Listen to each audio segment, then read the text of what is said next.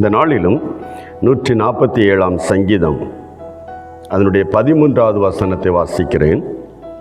அவர் உன் வாசல்களின் தாழ்பாள்களை பலப்படுத்தி உன்னில் உள்ள உன் பிள்ளைகளை ஆசீர்வதிக்கிறார்.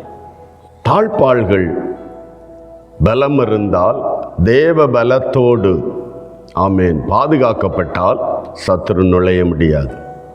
ஹல்லேலூயா.